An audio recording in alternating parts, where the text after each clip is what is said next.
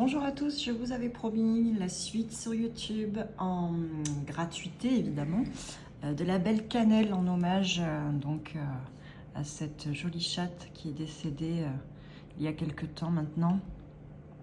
Mon ami photographe Stéphane, que je remercie pour l'autorisation renouvelée de la peindre.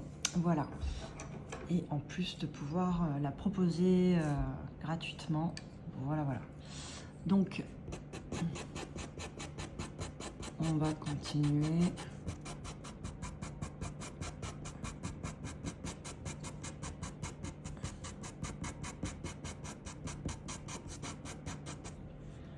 Alors, je vous mets la liste des crayons que j'utilise. Là, c'était le 615 Carbotello, mais je vais vous le mettre dans le descriptif. De toute façon, vous avez la liste. Le 0,66 de Caran-d'Ache. Donc je vais venir colorer un petit peu la base avec un gris clair. Je rappelle que là, suite à l'envoi de canson du papier velvet, je continue d'utiliser, donc j'ai fait le croquis, tout ça sur le velvet. Et donc voilà. Et c'est un papier qui supporte très bien la poudre de pastel sec. Alors, je cherche toujours un peu mes crayons. J'en prépare toujours une bonne partie, mais il y en a toujours une autre qui vient en cours de création. C'est comme ça. Il faut dire que j'ai des crayons pastel un peu partout. Donc je mets un petit gris bleu en base, 726. Un peu pour nourrir le papier et puis pour faire des nuances dessous. Hein. Le poil n'est jamais blanc. On utilise toujours des gris clairs, rarement du blanc pur. On peut, hein. On peut, juste que moi je préfère utiliser des teintes qui sont plus franches, par exemple un jaune lumière ou autre. Voilà, donc là j'utilise le 760 qui est qu'ils appellent le noir, ils appellent ça le noir de bougie. Bon, si je recule un petit peu, peut-être c'est mieux. Voilà, peut-être c'est trop en gros plan. Alors ils appellent cette couleur noir de bougie. Moi je trouve que c'est un gris bleu foncé qui permet de faire des poils foncés et dans l'ombre. C'est une couleur que j'utilise beaucoup dans les pastels animaliers, mais bon, dans les pastels humains aussi. Les 760 et 770 sont très utiles. Et je vais dans le sens du poil. Donc je pose un petit peu les couleurs là au-dessus, les couleurs que je vois, et je vais du plus foncé au plus clair. Donc là je trouve que la teinte, avant de passer vers les couleurs plus claires, que la teinte n'est pas forcément assez sombre. Donc moi j'ai pas peur d'utiliser le noir en peinture. J'utilise donc par exemple ici le 750 de Carbotello, et je peux utiliser aussi le 199 de Pic Pastel que j'aime beaucoup. Et je viens juste caresser un petit peu le bleu foncé pour le teinter davantage, ou simplement créer du poil en plus qui sera bien plus foncé. Et ça c'est ma sous-couche. Hein.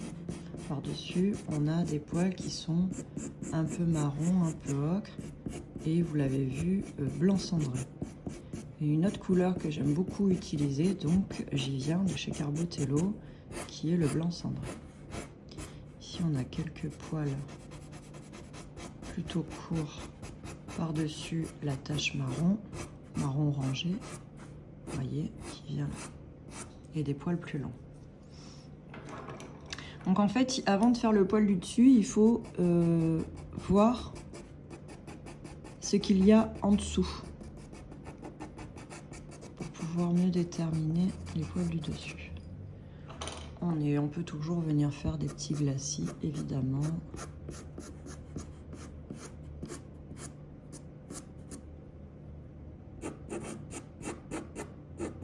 On va maintenant prendre le 700.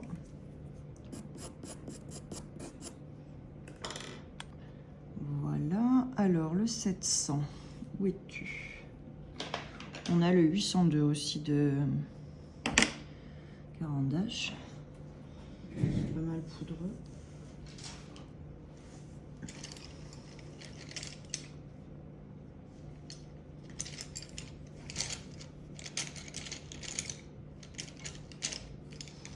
Bon, je cherche un peu mes crayons, je pourrais mettre pause, mais si je mets trop longtemps, bon, c'est bon, il faut vraiment que je les classe. Voilà. Alors, je n'ai pas réussi à le... Enfin, j'ai une machine pour le tailler finement, mais j'y arrive quand même. Le mieux, c'est quand même qu'il soit bien en pointe comme le noir précédemment. Et ici, je viens varier les coups de crayon qui sont soit longs, soit courts au niveau des poils. Parce qu'on voit qu'il y a différentes longueurs. Et ici, on a plusieurs petits poils courts.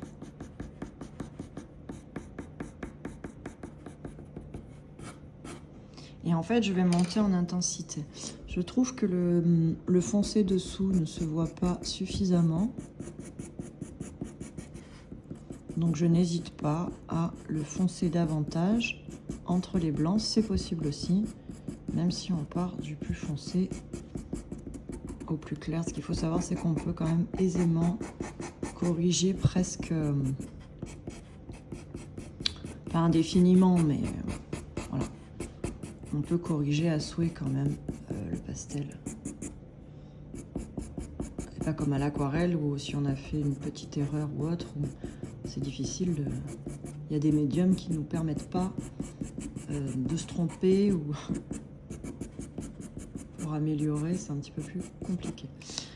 Ce qu'il faut comprendre aussi, c'est que vous avez plusieurs duretés au niveau des crayons. Vous en avez qui sont durs et vous en avez qui sont plus poudreux, par exemple les Caran-d'Ache. Donc, on utilise toujours de préférence du plus dur au plus poudreux. Pourquoi? Parce que le plus poudreux, comme son nom l'indique, il fait beaucoup plus de poudre, de lumière, etc. Donc, il s'incruste dans le papier et il est plus difficile, selon le support, de mettre un crayon qui va être à consistance plus dure, comme un Carbotello ou un Pitt Pastel. L'autre raison, c'est que simplement, on part de quelque chose de, on va dire, de plus terne vers quelque chose de plus lumineux.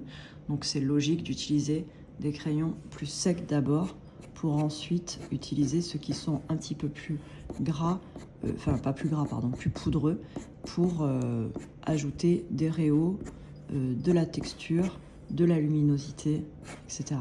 Et vous voyez que là, on monte en gamme dans la ressemblance du poil en termes de texture, mais également en termes de luminosité sur les poils. Ce qui nous donne une impression aussi de volume, tout simplement. J'aime bien donner des toutes petites touches aussi de lumière dans le poil. Là, on a des poils longs. Et puis, j'aime bien aussi tournicoter le crayon pour donner un certain mouvement à certains poils, etc. Donc ça, c'est pas mal. On peut venir nuancer entre, il y a des fois, il y a des petites touches là, cuivrées ou un peu ocre. Voilà, donc je peux prendre le 0,47 et juste avant, c'était le 670 de Carbotello. C'est pas un souci pour nuancer. Donc je vous disais une couleur que j'apprécie beaucoup, c'est le 011, le jaune lumière de chez Caran-d'Ache, qui permet aussi, plus que du blanc pur, d'apporter des éclats de lumière. Et pareil, hein, les éclats lumineux, la gestion des contrastes et des lumières, ça se fait plutôt en dernier.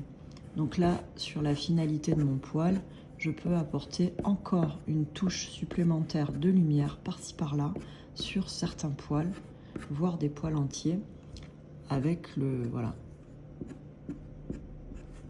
jaune lumière. Ça nous fait diverses intensités, divers poils, et voilà, crée vraiment une illusion au fur et à mesure. Hein. Quand on va regarder le pastel dans sa globalité ensuite, en finalité, vraiment, il y aura une illusion de volume et de... Ici, on peut venir faire les poils longs au-dessus des yeux.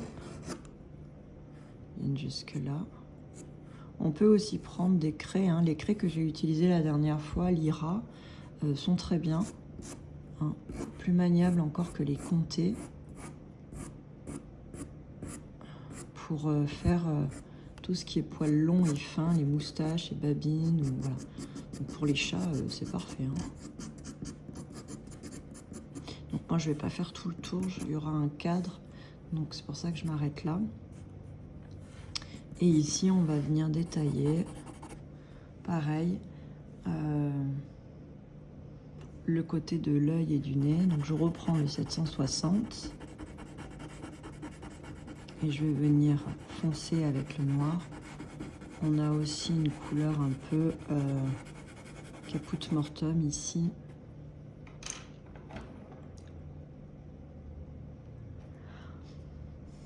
Alors,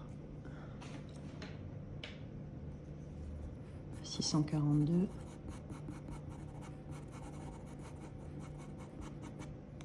On peut venir glisser aussi quelques poils, hein, gris bleu plus foncé, pour apporter de la nuance, de la matière. C'est des petites choses des fois, hein, pour modifier un aspect ou un pastel, enfin, ce qu'on est en train de faire.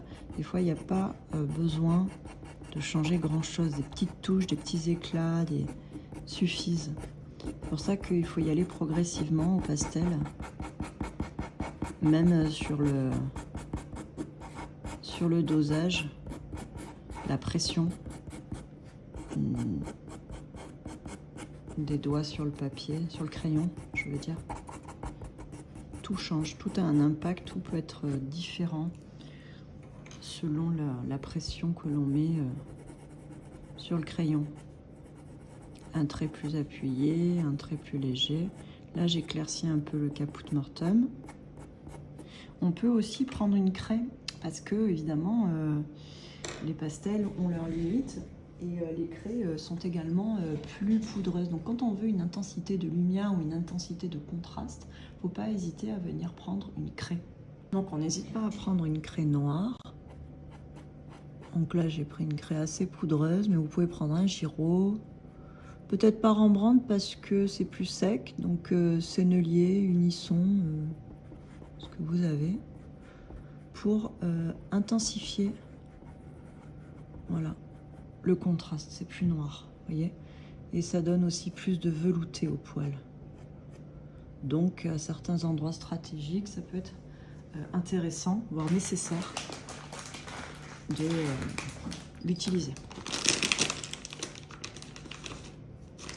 Ayez toujours des lingettes parce que quand on manipule les craies, surtout les poudreuses, davantage que les sèches, et bien on se retrouve avec les doigts pleins de peinture, de poudre. Donc pour éviter de salir, surtout quand c'est des craies foncées, de salir les doigts, les lingettes sont très pratiques. Et elles nettoient beaucoup plus vite que l'eau et le savon, parce que des fois c'est difficile et puis on va peut-être pas toutes les 2 secondes aller se laver les mains. C'est pas très écologique mais c'est pratique. Voilà, donc là je continue à travailler le poil du dessous. On va élargir l'œil. On pourra faire là aussi. Je voudrais finir cette zone pour qu'on voie l'œil dans sa... de manière plus globale. Pour que vous fassiez une idée plus juste de sa représentation. Et c'est dans la globalité aussi, hein, dans une vue d'ensemble un peu plus large, qu'on peut voir les choses à améliorer ou à corriger, à rectifier, etc. Hop, je vais un peu incruster ça. Et pareil, je mets d'abord toutes les couleurs qui sont un petit peu plus foncées, des gris bleus, des gris violets, pourquoi pas des noirs. J'ai mis de l'ocre en base puisque là-dessous, on voit bien que c'est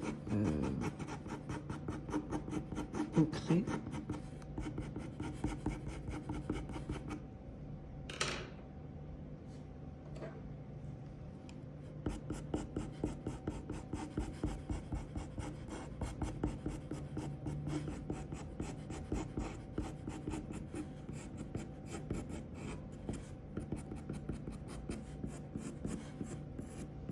Donc moi, j'hésite pas à mettre quelques petits poils un peu gris foncé ou noir ici.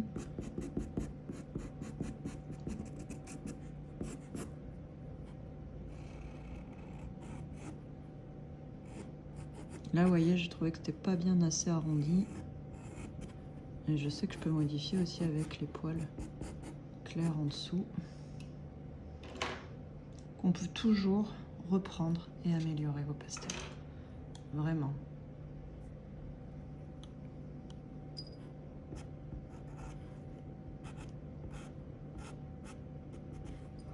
Vous voyez, là je sens qu'il y a encore une petite bosse. Et voilà, j'ai bien arrondi l'œil. Tout simplement en retraçant avec le noir le contour de manière un peu plus définie et en reprenant le poil du dessous avec le blanc cendré.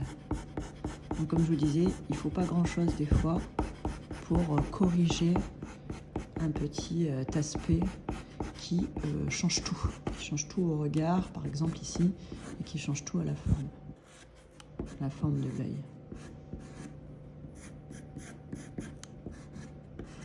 Donc d'abord des poils avec le 760 qui est plus sec.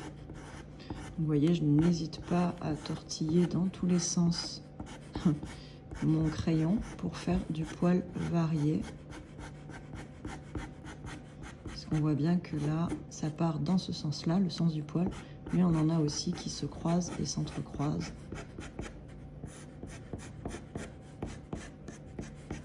Poil du dessous, plus sec. Et petit à petit, on monte en gamme de luminosité.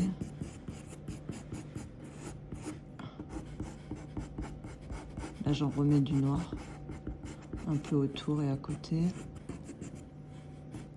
J'ai envie de glisser un peu plus avec le 760. Quelques teintes ici.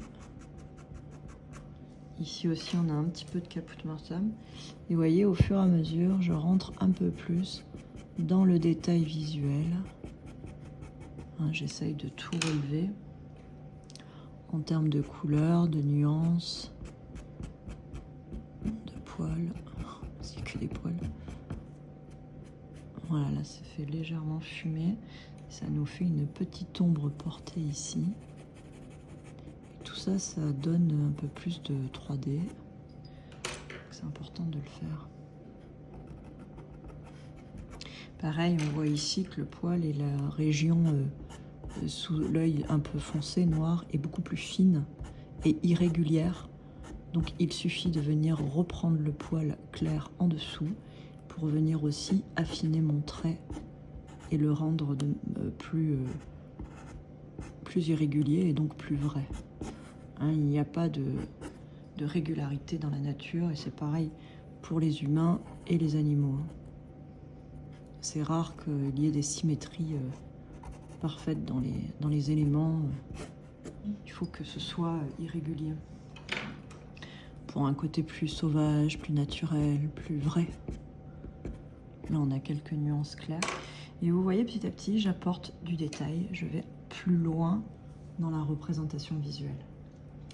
Et c'est ça les questions qu'il faut se poser. C'est qu'est-ce que je peux faire pour aller plus loin, pour le rendre plus réel, plus... voilà. Évidemment, on peut s'arrêter à quelque chose de moins réaliste. On n'est pas obligé de pousser le réalisme aussi loin. Tout dépend de sa volonté, bien sûr, mais aussi de ses capacités. Hein, on ne peut pas demander à un débutant, encore que c'est possible. Mais voilà, il faut aussi savoir accepter, sans se mettre la pression, de faire quelque chose de déjà très bien, même si c'est pas très détaillé. Hein.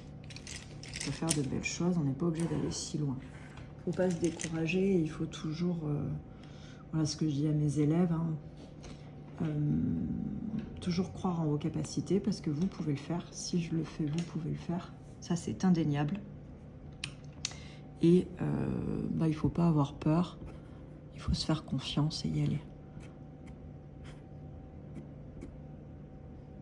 Donc là, je prends le 003 de chez Caran d'Ache, qui est un bleu très clair, pour affiner, vous voyez, la luminosité ici dans l'œil. Après, je vais prendre le 802 de Caran d'Ache, que j'ai pris tout à l'heure, pour affiner les poils et donner plus de lumière et de texture ici. Et vous voyez que tout de suite, la position du Caran d'Ache après les Carbotello donne plus de lumière et de volume. Alors vous me direz, pourquoi vous mettez pas directement, tu mets pas directement le Caran d'Ache? Parce que si je fais ça, je vais avoir une masse chargée d'une seule teinte lumineuse et j'aurai pas toutes ces nuances et toute cette impression de volume. Hein. Si je vous fais une petite démo, côté puisque ce sera coupé, si je fais ça, vous voyez que j'ai une masse, c'est plat. Il n'y a pas vraiment de volume et puis c'est uniforme et il n'y a pas l'effet de lumière. Donc les autres étapes sont indispensables pour créer le volume et la lumière progressivement. Ici, ça vibre plus. Pareil. Les étapes d'en dessous sont nécessaires puisque je ne recouvre pas entièrement le papier. Je viens nuancer avec les couleurs. Soit je rajoute du poil lumineux, soit je vais rendre une mèche ou un poil ou une zone un petit peu plus lumineuse, vous voyez. Et évidemment, je prends le jaune lumière en dernière et je crée un petit peu là des vaguelettes, des choses, comme on les voit. Donc après, avec la zone qui sera traitée en bas, ce sera encore plus détaillé et la vue d'ensemble sera un peu plus visible. Il ne faut pas hésiter aussi à faire du poil qui est désorganisé, je dirais. Vous voyez, comme ici. Tout ça, toutes ces petites touches, ça apporte beaucoup de réalisme à votre sujet.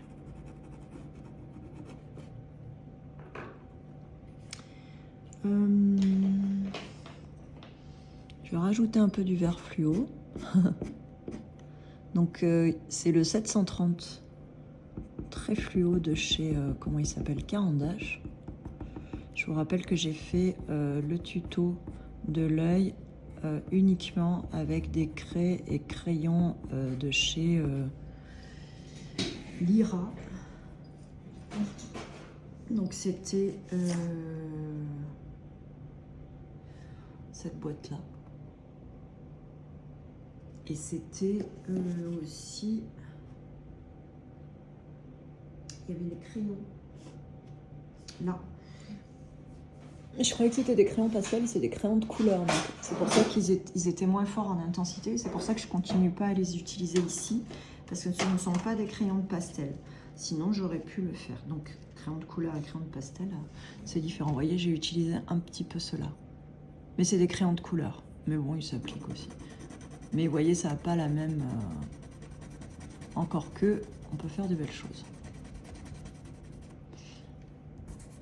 C'est plus sec et moins couvrant. Normal, c'est des crayons de couleur, hein, c'est pas des crayons de pastel. Mais ils sont sympas quand même à utiliser. Mais moi, comme je fais uniquement du... Enfin, uniquement. Là, il s'agit d'un tuto pastel sec. Enfin, on peut coupler les deux au cas où, pour ceux qui aiment faire des techniques mixtes. Voilà, je donne l'info de manière neutre. Voilà, c'est le mot que je cherchais. Voilà, on affine un petit peu. Hein. De toute façon, il y a toujours temps d'affiner, d'apporter du détail au fur et à mesure qu'on avance dans un pastel. Allez, on fait un petit bout de nez ici. Je vous fais cette partie-là. Et puis après, ce sera l'heure de se quitter et on se retrouvera pour la suite très prochainement. Donc là, pour le moment, on est encore un peu ensemble. Ici, on voit qu'en partie sous-jacente, nous avons un petit peu d'ocre foncé. Donc toujours dans le sens du poil. Ici, c'est du haut vers le bas ou du bas vers le haut, comme vous voulez. Hein. Ça, c'est aucune importance. C'est une question de comment vous vous sentez mieux pour utiliser le crayon. Mais sinon...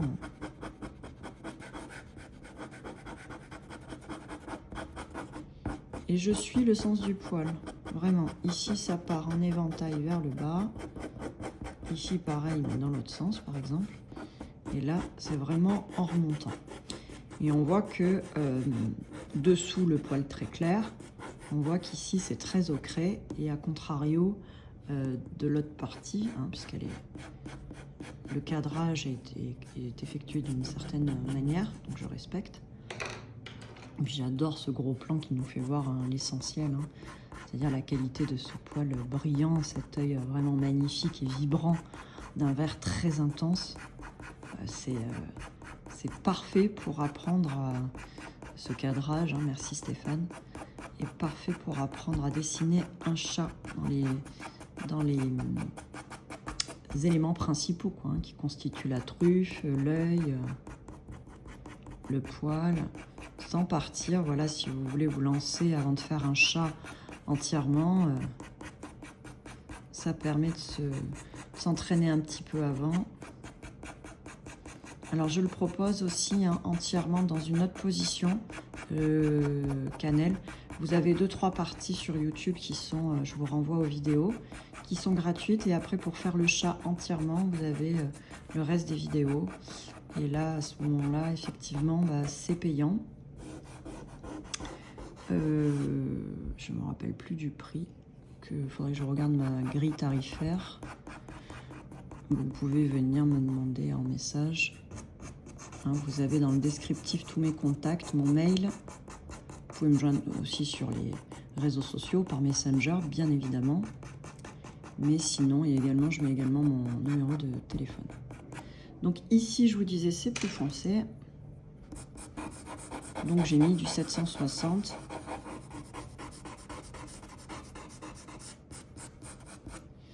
Et je vais quand même foncer davantage à certains endroits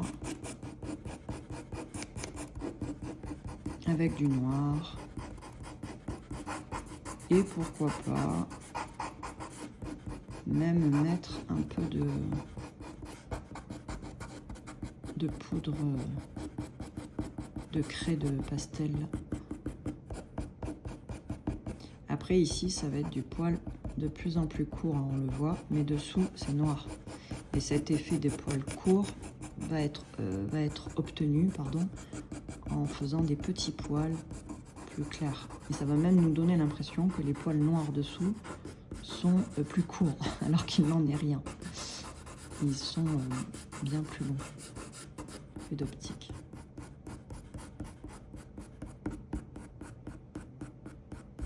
On a quand même quelques poils ici, un petit peu plus sombres. Il faut toujours rechercher l'harmonie hein, des couleurs et que les choses s'imbriquent les unes dans les autres de manière fluide. Ça ne fasse pas tache ou d'un côté trop sombre, d'un côté trop... Donc pour ça, il faut toujours glisser de la couleur avoisinante dans la couleur d'à côté. C'est-à-dire un peu d'ocre ici et un peu de noir-violet dans l'autre. Les couleurs tournent. Ici, on a déjà plus une harmonie. Ça évite d'avoir d'un côté une couleur et de l'autre, voilà. Et ça fait masse et sans... ça fait coller, masse collée et pas poil uniforme avec des nuances de couleur et de taille. Alors ici, je vais un peu tailler cette fois-ci, mon 700. Et je commence à faire le poil plus clair par-dessus, mais qui n'est pas encore le poil définitif. Voilà, là on a un crayon plutôt bien taillé. Donc je les taille d'abord au cutter. Cutter. Et ensuite, j'affine avec une petite machine que j'ai achetée chez Lidl à 8 €, qui fait très bien le job et qui est, ça va être surprenant. Remarquez que cette astuce maintenant, elle est quand même amplement connue des pastellistes, qui est une râpe à pied. Mais celle-ci, elle est conique. Je vous la montre, c'est mieux. Elle est conique et du coup c'est pas mal pour tailler. Alors je vous la branche pas parce qu'elle fait énormément de bruit. Ça tourne le disque et là j'affûte.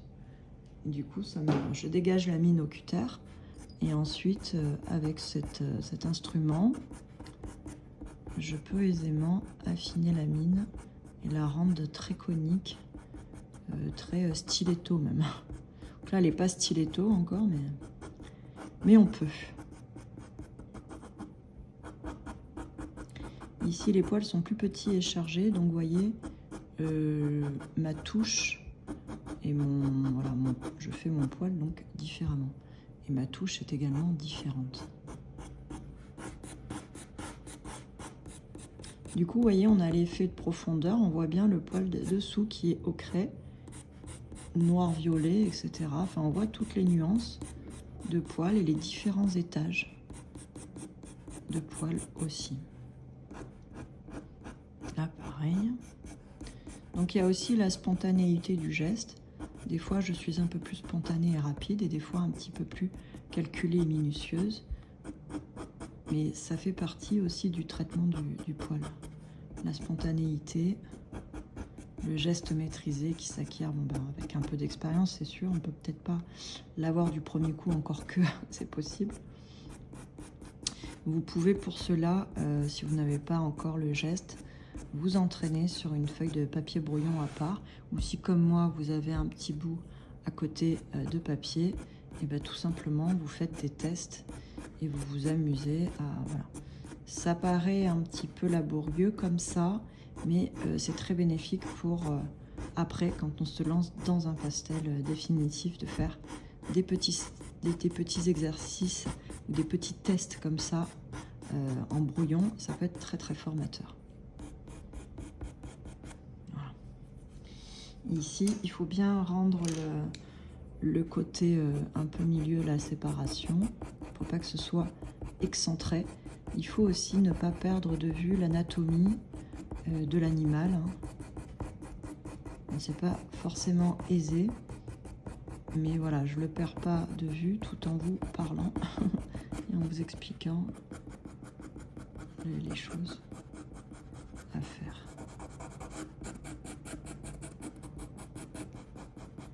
Donc là, on va descendre un petit peu de poil encore.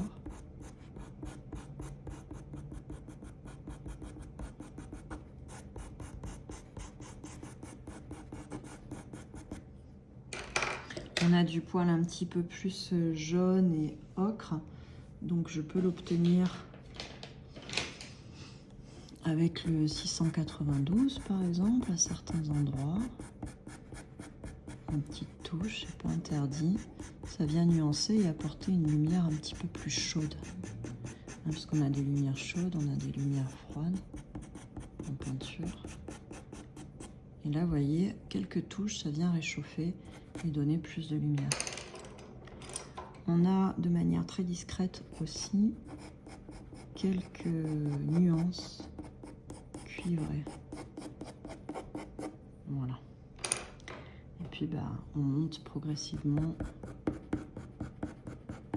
en lumière. Donc ici je mets directement le jaune lumière puisque c'est une lumière très chaude, enfin très vibrante. Et ensuite je vais mettre plus chaude, une lumière plus froide avec le 802 dans les poils qui se situent ici et qui sont un petit peu plus chargés, donc qui vont constituer un blanc cendré un peu moins lumineux. Les différences de lumière nous aident aussi à faire différents plans et du coup à distinguer les différentes parties anatomiques qui prennent la lumière ou pas.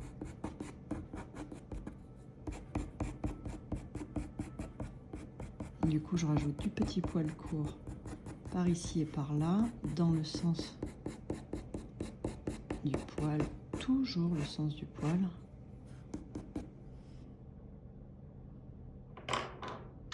Et puis, on peut discrètement, entre les poils clairs, ajouter un peu de sombre.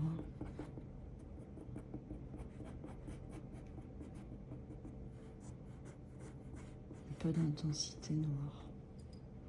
Pas interdit, vous voyez, ça donne plus de vibrance encore. Alors à l'endroit, c'est mieux. Ça m'arrive souvent.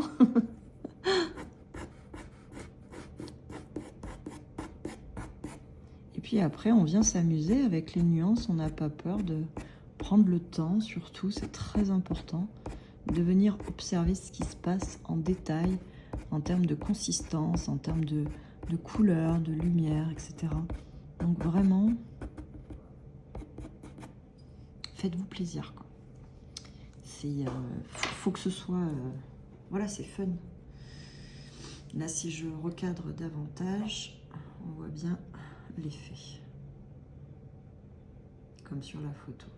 Et donc, j'ai envie de nuancer un petit peu plus avec des ocres chauds, des petits jaunes, etc. Donc, je peux tout à fait venir renuancer par-dessus certains poils.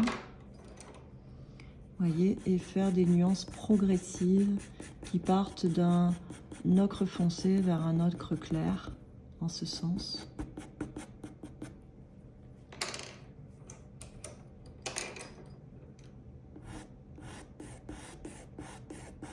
Et puis je peux rajouter quelques petites nuances plus foncées et qui par-dessus en fait les couches mises auparavant, ça nous fait simplement des nuances atténuées et pas aussi fortes que si j'avais posé la couleur de manière brute. Donc ça nous fait un gris assez clair.